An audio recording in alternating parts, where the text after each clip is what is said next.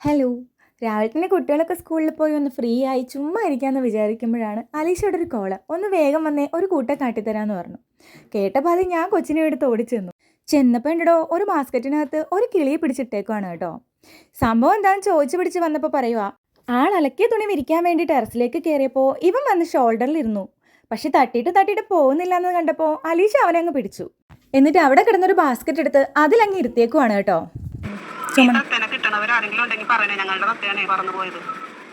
അപ്പോഴേക്കും ഫ്രണ്ടിലെ വീട്ടിലെ മാട്ടിൻചേട്ടൻ വന്നിട്ട് പറഞ്ഞു, പഞ്ചായത്ത് വാട്സാപ്പ് ഗ്രൂപ്പിൽ ഇതുപോലൊരു മെസ്സേജ് കിടപ്പുണ്ടെന്ന്. പിന്നെ കോൺടാക്ട് നമ്പർ എടുത്ത് അലീഷ അപ്പം തന്നെ അവരെ വിളിച്ച് കാര്യം പറഞ്ഞു.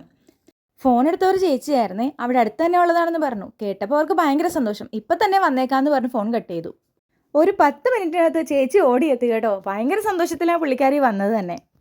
ഇവനെ അങ്ങ് കണ്ടപ്പോൾ അപ്പു ഒന്ന് നീട്ടി ഒരു വിളി വിളിച്ചു. അപ്പോഴേക്കുമാണ് അവൻ തലയൊന്ന് പൊക്കിയത്. ഇത്ര നേരമായിട്ടും അവനൊന്നും മിണ്ടിയിട്ടില്ലെന്ന് ഞങ്ങളോട് ചോദിച്ചു. ഒന്നും മിണ്ടിയില്ല എന്ന് പറഞ്ഞപ്പോൾ പറയുക, ഇവൻ ഭയങ്കര ആക്റ്റീവാണ് പോലും. സാധാരണ നിർത്താതെ ബഹളം വെച്ചോണ്ടിരിക്കും, പക്ഷേ ഇന്നിപ്പോൾ പേടിച്ചിട്ടാണെന്ന് തോന്നുന്നു. പാവം ഒന്നും മിണ്ടിയിട്ടില്ലായിരുന്നു കേട്ടോ.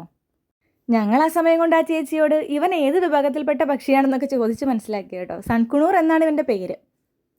അവരവനെ വിളിക്കുന്നത് അപ്പു എന്നാണത്രേ. അപ്പു എന്ന് വിളിച്ചപ്പോൾ ഉള്ള അവൻ്റെ ഒരു പ്രത്യേക തരം നോട്ടം ഉണ്ടായിരുന്നു. അതൊക്കെ കണ്ടപ്പോഴേ ഞങ്ങൾക്ക് മനസ്സിലായി ആ ചേച്ചിയോട് അവനുള്ള സ്നേഹം.